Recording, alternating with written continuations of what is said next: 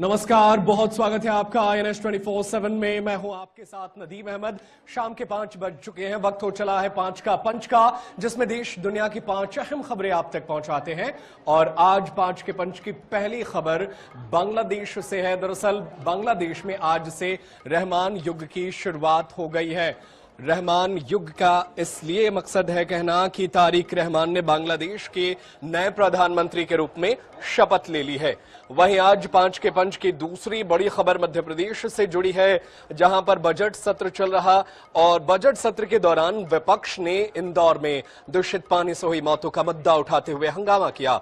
वहीं 5 के पंच की तीसरी बड़ी खबर छत्तीसगढ़ के सुकमा से है, जहां 22 नक्सलियों ने सरेंडर किया है। वहीं चौथी बड़ी खबर राजधानी रायपुर से है, जहां इस साल होली पर शराब की दुकानें खुली रहेंगी। वहीं आज 5 के पंच की पांचवी बड़ी खबर दुर्ग से है, जहां छत्तीसगढ़ के दुर्ग जिले में बोर्ड परीक्षा की देने से पहले एक छात्रा ने फांसी लगाकर आत्महत्या कर ली है। तो ये 5 के पंच की 5 अहम खबरें आपकी टीवी स्क्रीन पर बांग्लादेश में रहमान युग की शुरुआत से, और इसके अलावा सदन में यानी मध्य प्रदेश में इंदौर में दूषित पानी से मौतों का मुद्दा आजकल जमकर गरमा रहा है। विधायक जो हैं विपक्ष के, वो लगातार इस पर हंगामा करते नजर आ रहे हैं। इसके अलावा सुकमा की खबर भी आप तक पहुंचाएंगे, जहां 22 नक्सलियों ने सरेंडर किया है। वहीं इसके अलावा राजधानी रायपुर से एक अच्छी खबर है उन लोगों के लिए जो होली में शराब की उम्मीद करते हैं। तो इस बार सरकार ने शराब की दुकानें खोल दी हैं। वो लोग जो होली में शराब का इस्तेमाल अक्सर किया करते हैं, उनके लिए इस बार ज्यादा मुश्किलें नहीं आने वाली हैं। तो 5 के पंच की ये 5 अहम खबरें रहने वाली हैं।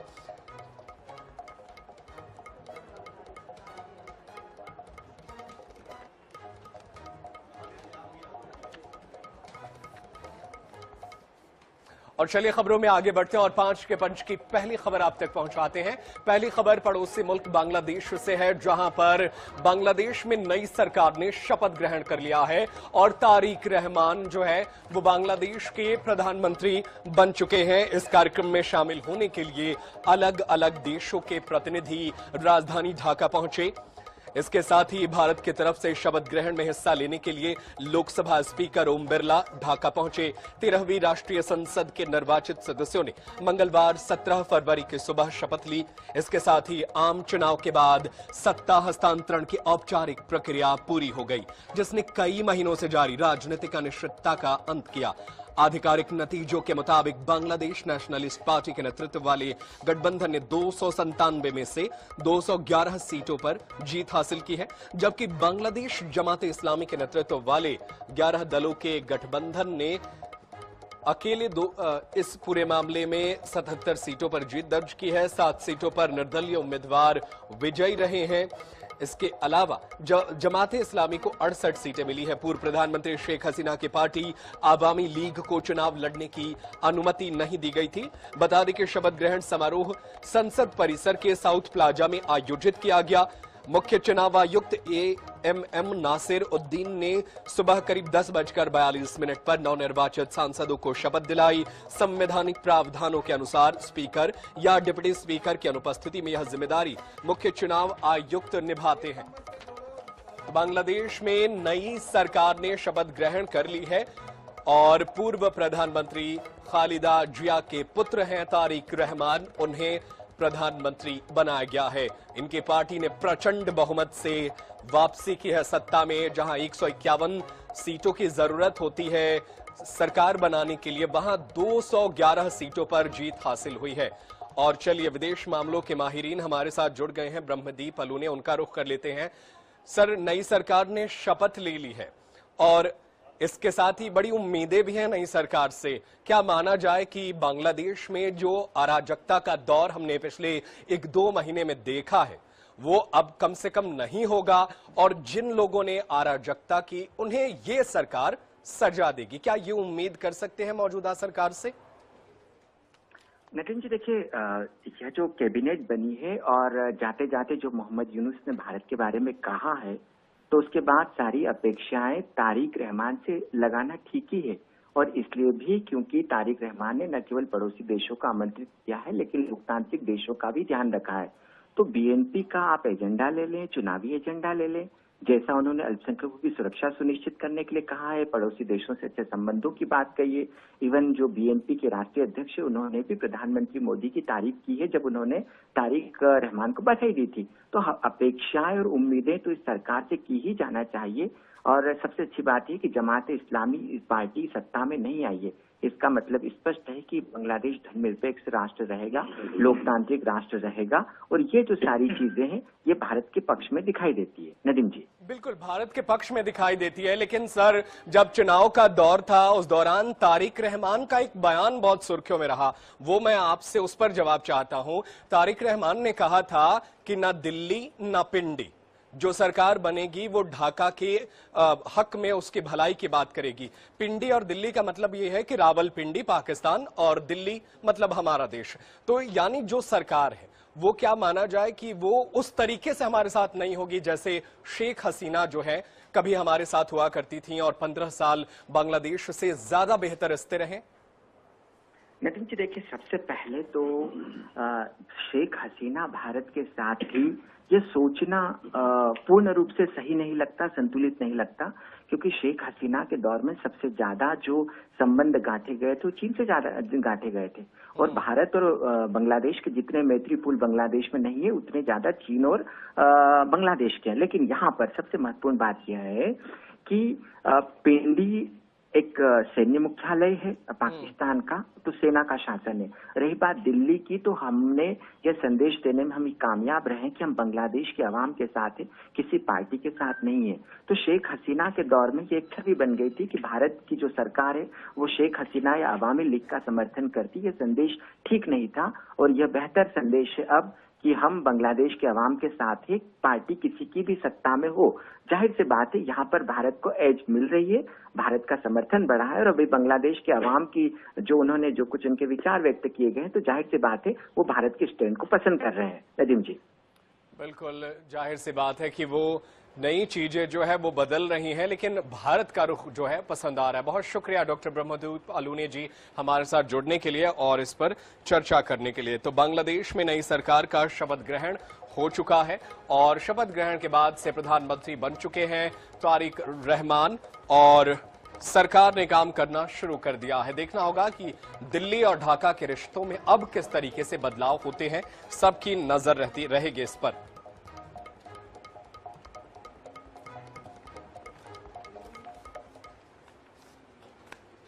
और चलिए खबरों में आगे बढ़ते हैं और 5 के पंच की दूसरी खबर आप तक पहुंचाते हैं। दूसरी खबर मध्य प्रदेश की राजधानी भोपाल से। दरअसल भोपाल में बजट सत्र चल रहा है, तमाम विधायक जो है सदन में पहुंचे हैं, लेकिन यहां पर विपक्ष जो है वो इंदौर में दूषित पानी से हुए मौत को लेकर जमकर हंगामा करता नजर आ रहा है। बड़ी संख्या में यहां पर विधायक जो है वो हंगामा करते नजर आए। विपक्ष ने मंत्री कैलाश विजयवर्गीय के इस्तीफे की मांग की। नेता प्रतिपक्ष उमंग सिंघार ने विधानसभा अध्यक्ष से चर्चा के लिए स्थगन प्रस्ताव स्वीकार करने की मांग की। वहीं भाजपा विधायकों ने आरोप लगाया कि कांग्रेस आज नैतिकता की बात कर रही है, जबकि उसके शासनकाल में गंभीर घटनाएं हुई लेकिन किसी ने जवाबदेही तय नहीं की। तो मध्य प्रदेश में बजट सत्र और इस सत्र में विधायक जमकर हंगामा कर रहे हैं। कई ऐसे मामले हैं जिसको लेकर के विधायक जो है वो सरकार से इस्तीफे की मांग कर रहे हैं। कई मंत्री ऐसे हैं जिनका विवादित बयान आया, उनके भी इस्तीफे की मांग कर रहे हैं। इंदौर में जो पानी की घटना हुई है वो दुर्भाग्यपूर्ण है, पर माननीय मुख्यमंत्री जी ने स्वयं संज्ञान में लेकर एक बार नहीं 5-5 बार दौरे किए हैं और उस घटना को ध्यान में रखते हुए सबको सख्त निर्देश दिए हैं कि आम नागरिक को पीने का स्वच्छ पानी मिले, समय समय पर इसकी जांच होती रहे और अगर कहीं भी कोई भी गड़बड़ी पाई गई तो संबंधित अधिकारी जिम्मेदार होगा। सबसे पहले तो पानी को लेकर जिस तरह के प्रदर्शन की आवश्यकता अब भी पड़ रही है, इतना लंबा समय हो गया इस पूरे मामले को, आप लोग क्यों संतुष्ट नहीं है, क्या माने? देखिए संतुष्ट आप देख रहे हो, रोज मौतें हो रही है वहां पे, सरकार आंकड़े बताना नहीं चाहती और यही स्थिति पूरे इंदौर शहर की है और यही स्थिति पूरे मध्य प्रदेश की स्थिति है। तो मैं समझता हूं कि सरकार छुपाना चाहती है, क्यों मल का पानी पिला रही है? क्या आम जनता का अधिकार नहीं है पानी का शुद्ध जल मिले? फिर क्यों टैक्स ले रहे हो आप? जनता से, टैक्स नहीं लेना चाहिए। आप इंदौर की जनता हजारों करोड़ के पैसे दे रही है, टैक्स दे रही है, कि इंदौर की जनता को अधिकार नहीं है पानी का? ऐसी ग्वालियर, रीवा, जबलपुर, अन्य शहरों में उनको अधिकार नहीं है। बजट सत्र में अनुपूरक बजट लाने की जरूरत पड़ गई। अब मैं समझता हूं कि सरकार के आंकड़ों का खेल है, बजट का खेल है, जिसमें खर्च नहीं कर पाते उसको ये एडजस्टमेंट करते हैं, आप देख रहे हैं। चलिए, तो उमंग सिंगार जी, साफ तौर पे लगातार मंत्रियों के इस्तीफों की मांग चल रही है और खास तौर पे अगर कांग्रेस विधायकों की बात करते हैं तो उन्होंने आज जो प्रदर्शन किया उसमें नेता प्रतिपक्ष का कहना यह है कि स्थितियां लगातार बिगड़ती जा रही है और ना ही इस्तीफा हो रहा है और ना ही पानी को लेकर सुधार। कैमरामैन सनी के साथ अनुराग मालवीय, 24x7 भोपाल। खबर पर ज्यादा जानकारी हासिल करते हैं, हमारे साथ हमारे ब्यूरो प्रमुख अनुराग मालवीय जुड़ गए हैं, उनका रुख कर लेते हैं। अनुराग, बहुत सारे मुद्दे हैं, पानी, कफ सिरप, इसके अलावा डॉग बाइट का मुद्दा है जिस पर विपक्ष जो है लगातार हंगामा कर रहा है, लेकिन हंगामे से क्या सदन की कार्यवाही से उसका कुछ फायदा हो पाएगा? विपक्ष और सत्ता पक्ष के बीच क्या समन्वय बनाने की कोशिश हो रही है और आगे का रुख क्या रहने वाला है? अगर विपक्ष इन मुद्दों पर हंगामा कर रहा है तो सरकार क्या सोच रही है? देखिए, ये बिल्कुल कहीं ना कहीं जो हंगामा है, ये अच्छी बात ये रही आज कि हंगामा सदन के बाहर ज्यादा हुआ, सदन के अंदर नहीं। सदन की कार्रवाई चलती रही। ये एक प्रकार जो कांग्रेस ने परंपरा बना लिया है और जब भी शुरू होती है इसके तमाम कांग्रेस के विधायक नेता प्रतिपक्ष की अगुवाई में पहुंचते हैं और वहां पहुंचकर गांधी प्रतिमा के नीचे जो भी बड़ा मसला रहता है या जिसमें सरकार को घेरना होता है उस मामले में एक विजुअल बेस्ड प्रदर्शन करते हैं। जैसे आज भी हम देखेंगे तो गंदे पानी की बोतलें और उसके ऊपर एक डेड बॉडी जैसा सिंबॉलिक कपड़े का बनाया गया, ये बताने के लिए कि पानी से मौत हो रही है, जहरीला पानी बांटा जा रहा है। इस तरह का ये पूरा प्रदर्शन था। हालांकि इसको लेकर काफी नोकझोंक भी हुई। अभी माना ये जा रहा है कि अब एक बीच का रास्ता निकालने की भी कोशिश है सरकार की कि सदन अच्छे से चलता रहे, इसलिए चीफ व्हिप नियुक्त करने की कोशिश है। लेकिन अभी ये इस बात को इंतजार होगा। फिलहाल आज अनुपूरक बजट पेश हुआ है और कल मध्य प्रदेश का बजट आने वाला है, तब देखना होगा। क्योंकि राज्यपाल के अभिभाषण के दौरान भी आपने देखा कि किस तरह का हंगामा हुआ, क्या बजट पूरा पढ़ने दिया जाता है या नहीं, और उसके लिए सरकार क्या रास्ता निकालती है, ये निश्चित रूप से देखना जरूरी है। जी बिल्कुल, देखना दिलचस्प होगा कि बजट सत्र में जिस दिन बजट पेश होता है उस दिन विपक्ष का क्या रुख रहता है। बहुत शुक्रिया अनुराग मालवीय तमाम जानकारी के लिए। और चलिए खबरों में आगे बढ़ते हैं और 5 के पंच की तीसरी खबर आप तक पहुंचाते हैं। तीसरी खबर सुकमा से है। दरअसल सुकमा से अच्छी खबर निकलकर सामने आई है और यहां पर एक बार फिर से नक्सलियों ने सरेंडर किया है और ये सुरक्षा बलों के लिए बड़ी कामयाबी है कि नक्सली जो है आत्मसमर्पण कर रहे हैं। सुकमा जिले में मंगलवार को जवानों को यह महत्वपूर्ण सफलता मिली जहां 22 नक्सलियों ने पुलिस अधिकारियों के सामने आत्मसमर्पण कर दिया, जिसमें 21 पुरुष और एक महिला नक्सली शामिल है।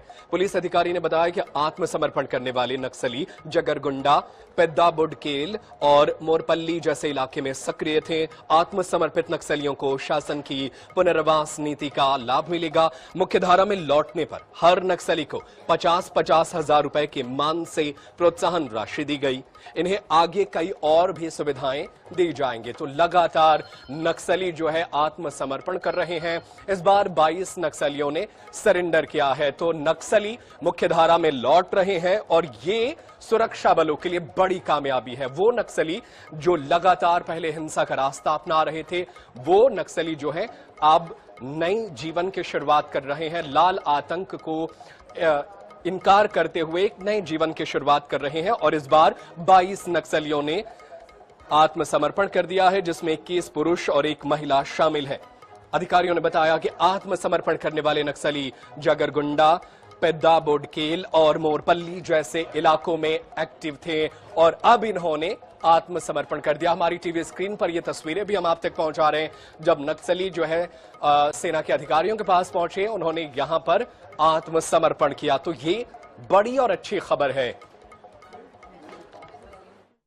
17 फरवरी 2026 को जिला सुकमा पुलिस के समक्ष 22 नक्सलियों ने आत्मसमर्पण किया है, जिसमें 21 पुरुष एवं एक महिला नक्सली सम्मिलित हैं। ये मुख्य रूप से पेद्दाबुडकेल आरपीसी, वेडमा आरपीसी, मोरपल्ली, गुंडा इन क्षेत्रों में सक्रिय थे। जिला सुकमा पुलिस और अर्धसैनिक बल सीआरपीएफ के द्वारा लगातार संचालित किए जा रहे नक्सल विरोधी अभियान और सुदूर अंदरूनी क्षेत्रों में सुरक्षा कैंपों की जो स्थापित किए जा रहे हैं और साथ में हमारी जो पूना मार्गेम आत्मसमर्पण पुनर्वास की नीति है उससे प्रभावित होकर इन क्षेत्रों से ये समर्पण हुए हैं।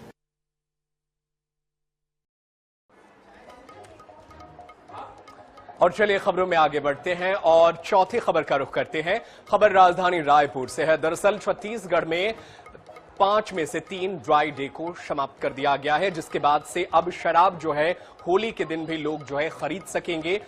दरअसल छत्तीसगढ़ सरकार ने यह पूरा फैसला लिया है और ड्राई डे में इस बार कटौती की गई है। 3 ड्राई डे को समाप्त कर दिया गया है। नई आबकारी नीति के तहत राज्य सरकार ने 7 ड्राई डे में से 3 को समाप्त कर दिया गया है। अब मुहर्रम, होली और गांधी निर्वाण दिवस पर शराब बिक्री पर प्रतिबंध नहीं रहेगा। पहले होली के अवसर पर शराब दुकानें बंद रखी जाती थीं, लेकिन नई नीति लागू होने के बाद ये व्यवस्था बदल गई है। सरकार का कहना है कि राजस्व बढ़ाने और नियमों में एक रूपता लाने के उद्देश्य से ये फैसला लिया गया है। तो छत्तीसगढ़ में होली के दिन भी अब आप दुकानों से शराब खरीद पाएंगे। सरकार ने 3 ड्राई डे को समाप्त कर दिया है। इस साल होली के दिन भी अब शराब दुकानें खुली रहेंगी। नई आबकारी नीति में 7 ड्राई डे में से 3 को समाप्त कर दिया गया है। अब मुहर्रम, होली और गांधी निर्वाण के दिन भी आप शराब खरीद पाएंगे। तो शराब प्रेमियों के लिए ये खुशखबरी है और होली पर जो लोग इनका सेवन करते हैं उनके लिए ये अच्छी खबर है। छत्तीसगढ़ सरकार ने 3 ड्राई डे को समाप्त कर दिया है और अब जो है होली के अलावा मुहर्रम और गांधी निर्वाण पर भी शराब मिलेगी। तो छत्तीसगढ़ के उन लोगों के लिए फायदेमंद है जो होली में ड्राई डे के खिलाफ थे। अब नई आबकारी नीति के तहत छत्तीसगढ़ की साई सरकार ने यह बड़ा फैसला लिया है। अब होली के दिन भी शराब मिलेगी। सरकार का कहना है कि राजस्व बढ़ाने और नियमों में एक रूपता लाने के उद्देश्य से ये फैसला लिया गया है।